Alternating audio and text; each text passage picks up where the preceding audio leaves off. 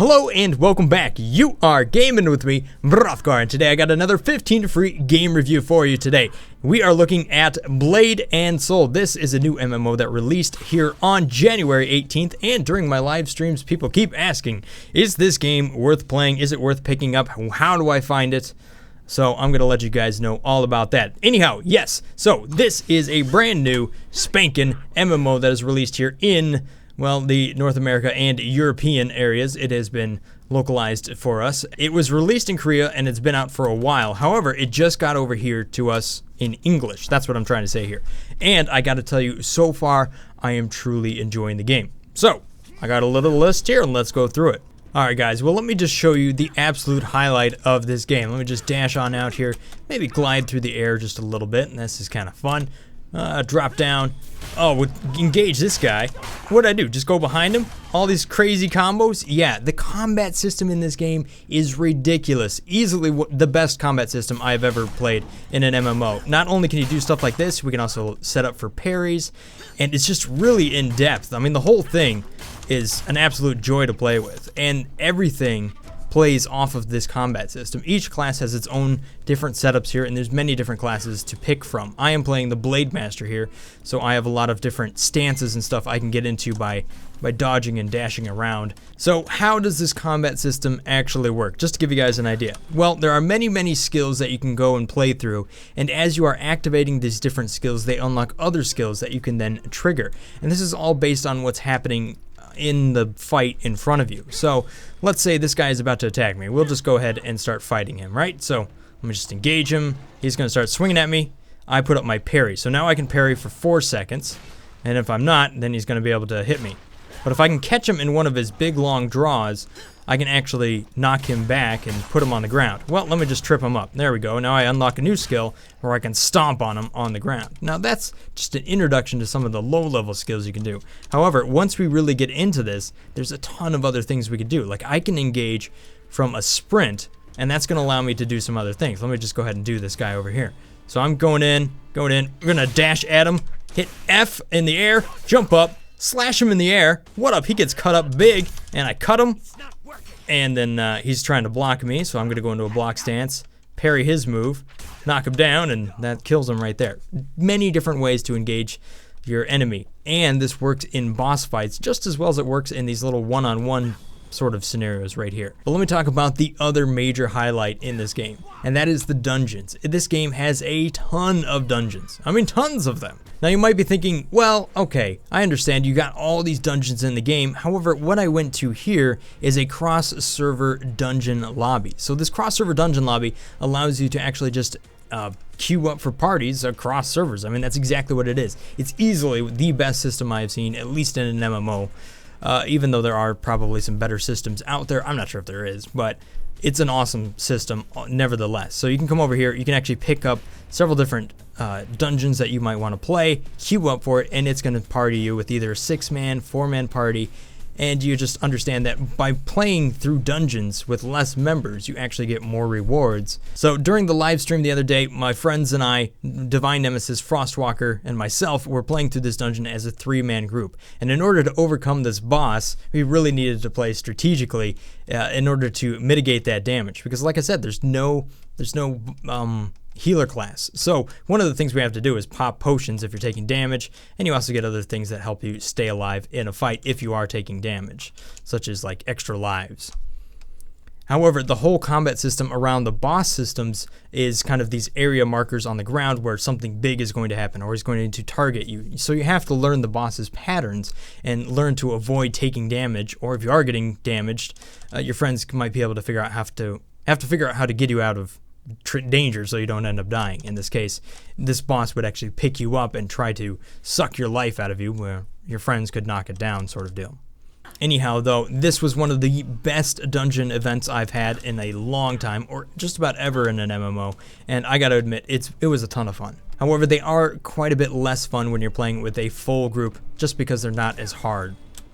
And I feel like the difficulty level really makes a difference there. So find a good group of friends if you can, and that'll make your experience that much better when it comes to dungeon running. Alright, so that's pretty much the main pieces of the game, but there are some other things that make this game quite satisfying. For one, it is the upgrade system. Rather than just getting new weapons all the time, you do get new weapons, but you can go through this progression of upgrading current weapons you have and layering on different effects and skills and then evolving it, so you can really keep the same weapon you have. However, it becomes many different weapons throughout the game. The same goes for your armor and stuff like that. And that's also another point, is rather than having armor, you have different outfits. So you don't have these typical like chest, legs, arms, gloves. You have this soul shield, which has 8 different parts, and you can kind of mix and match different shields to get the different boosts. And again, you can also upgrade these with other pieces. For example, I could fuse this bright soul shield and gain some more block because this soul shield has block as its main attribute. However, I could also do this and swap it out for some defense if I wanted to upgrade it in that regard. So tons of flexibility when it comes to building out your character and building out your stats. And that is one of the really rewarding things I find in this game, that is just building into your character and building your character to what you want it to be. And that goes the same for the skill tree here as well, because at any point I can actually retrain and learn all these points over again, and I can just do this over and over again depending on if I'm going into PvP, if I'm going dungeon running and I need to be more of a tanky person, or if I'm just going through PvE and I need to grind through mobs really fast. There's different setups that are going to help you play your character differently. And since there are so many different combinations in this game, there's a huge variety of how to play one single class. So that pretty much covers that. As far as the outfits go, I'll just show you that. You have a wardrobe, so as you gain these different outfits, you can see here there are many different outfits, and then different like pieces of jewelry, hats, glasses, that kind of thing. So I can put this crazy like sticker on my face if I wanted to. You can see it right there. Or I don't really like it, but I could take that off. So you can collect the different outfits from each area right here, and there are a ton of them. So while everybody does have the same sort of set, you can still make yourself look unique. So it was one of those things when I saw other people reviewing this game before I jumped into it in the free-to-play version of it, was the fact that I didn't think I was going to be unique looking. However, let me go ahead and preview just some of these other outfits right there, and there are tons of them. Like I showed you before, there are lots of different setups for your armor, and the nice thing about it is that you can actually get your full outfit right off the bat rather than trying to collect pieces of armor. And you can also preview how this looks on other classes right there. So we have the Jin, which is what I am. We have Gon, Lin, and Yoon, which is a all-female race. I'm not sure how that works. Maybe they're asexual or something like that. But there you go. You can check it out, and you can see how that would look in all different styles. So pretty cool. I like all that. I honestly feel like this game is set up great as far as how the weapons work. It works well for this game, and how the wardrobes are balanced. I think it's a great setup. One last thing is the sense of progression through quests. Now, this is kind of maybe a positive or a negative depending on how you look on it. The main story quest is fully narrative, so they actually have voiceovers. So when I go over here, this guy's going to start talking to me and telling me the next piece of the story. And it actually does have a legitimate story with cutscenes and a purpose that makes you feel like you're actually doing something in the world rather than just moving to a new area, skipping through a bunch of dialogue, and playing the game. I actually recommend that you do listen to the game and the dialogue to kind of get an idea of what's going on. However, it will take you a little bit longer. For example, the first 3 hours could probably be played through in 2 hours if you skip all the dialogue.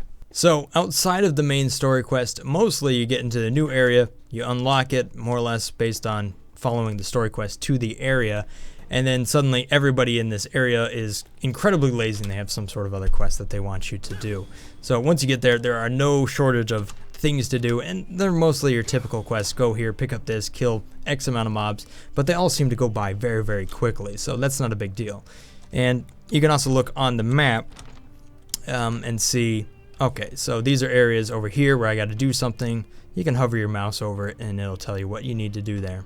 So pretty typical, but still set up quite well. And it makes you feel like you're really progressing through a world. And the world is really quite unique. There's many different areas with a lot of different styles. I mean, there's no two areas that are quite alike, and the world itself is really quite beautiful. Let's talk about the negatives though. Major thing, you can see it right down there in the chat in the bottom left of this game.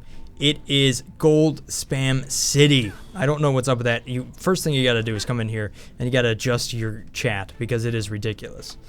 Another thing that I don't like about this game so far that is annoying me is your inventory space. There's tons of items that you end up picking up in this world that you just need to carry with you, such as potions, keys, unsealing charms, and all this different stuff that you end up using to kind of reveal items and stuff like that. So it feels like you never really get these first 3 layers of your inventory free, and then you're really left with not much inventory after that. Plus you need these sort of pouches to unlock more layers of inventory space. So inventory space has been a major struggle in this game so far. The other thing I would say is that there doesn't seem to be a really in-depth guide as far as in the game, as far as introducing you to crafting or any of the kind of upgrading mechanics. So there really isn't a lot to say, okay, you should upgrade this like this and it's going to have this effect. You kind of just open it up and start messing around with it to figure it out. And it'd be nice if they had a little bit more of a tutorial to tell you that. Probably one of the more obvious thing is that the UI is absolutely in your face. So just to give you an idea of how intrusive this user interface is, you've probably seen it in some of the other clips I've already shown you, but this is the game at 100% UI scale, and this is how it's going to pop up in your face. Now, I have already gone and customized my UI a little bit. Right here, you can customize it and move stuff around. I mean, just to give you an idea, this is like all the stuff that can pop up on your face, and it's not the most pretty UI I've ever seen. It's functional, it tells you what you need to know, and it lets you know it works with the combat system and the skill system over there, but it by all means is not pretty. It definitely puts an ugly duckling on what is a pretty cool game. Luckily though, like I've shown you right here, you can customize the UI. I moved a lot of this stuff down here in the bottom down, so it's a little bit more out of the way. However, the biggest thing that you can do is definitely scale that UI down. Like you saw right here, I take it down to 80, and that seems to really help things out. However, the biggest problem you're going to end up facing in this game is probably going to be the queue time. This game is actually quite popular at the moment. They've just released a couple more servers to their list. However, even with that, there is a lot of queuing going on for non-premium members. Now, premium is how this game makes its money, because right now it is a free-to-play game, so you can just, anybody can jump in and just start playing, and it's a ton of fun. I mean, don't get me wrong, there doesn't seem to be any huge advantages for going free-to-play. You're not any stronger. However, there are some key bonuses to being a premium member, such as you get 10% more gold from killing mobs and quests. Also, you get 10% more experience points. However, the most valuable thing is that you get the premium queue, so you kind of skip that queue process in the prime hours. Now, in the off hours here, it's not a big deal because there just doesn't seem to be as many people playing, so you can kind of just jump right in and start playing the game here. However, in the prime hours, you can end up with about 1,000 people queued up, which means you're going to be waiting about 45 minutes or so. This should taper off as the game kind of goes past release. More servers get into the game and people just kind of give up because they don't want to pay for premium. Now, how much is premium? You have to buy about $20 of NC coins in order to get enough coins to buy it in a game here. All right, so here is the lobby shop, just to give you an idea. There are, all the stuff here is paid content, so you can pay for a different uniform if you want it. You can also do some like cosmetic stuff, so sorry, that was featured. So we got all costume, accessories, cat items, you know, different looking things, weapon skins, all interesting stuff right there. Consumables, you can get some of that right there if you don't want to actually make it in game. Supply, again, you can get stuff in here if you don't want to make it in game. Materials as well, but I've already know that I know how to get the Blight Fang right there. You can buy it if you want to just kind of cheap out on it, or you could play the game and just get those Blight Fangs from a dungeon. Doesn't seem like anything here except for some of the cosmetics is stuff that's going to be only paid content.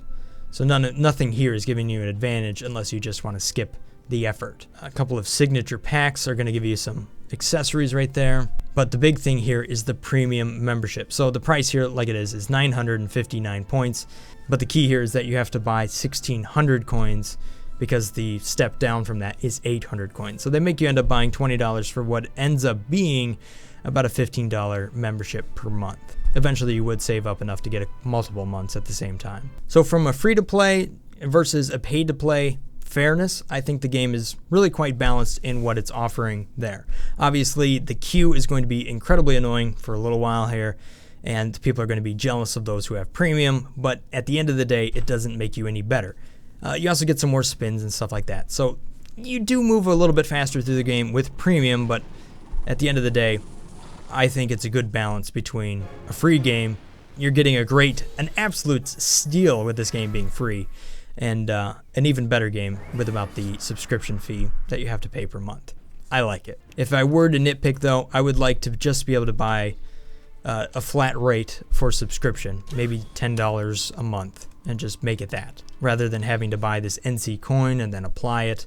I just feel like that's a crazy backwards way of doing it. I just want a flat rate that I could pay, and I mean, that makes sense. There's 2 ways to actually do PvP so far in the game that I know of. You can put on a different uniform, which makes you vulnerable to other people that might be wearing the opposite uniform. So you can actually do PvP in the real world if that's what you want to do, and get ganked or whatever like that, and it's usually how it happens. Or you can go into the PvP arena. So anyhow, there is a straight up pretty awesome 1 versus 1 sparring mode that you can do here. You can also do tag matches as well, so where you can tag in and out for 3-player. For those of the people that really like to do those one-on-one duels here in MMOs, you can go ahead and give this a try. There's different ranks and stuff like that. So from a PvP aspect, this is pretty serious. Straight up like a fighting game. For me though, it isn't my thing. I don't really know if I'll ever get into it, but you know what, it's kind of a separate part of the game. And I don't know, it's a thing. For people that really like those duels, this is the best dueling game I've ever seen.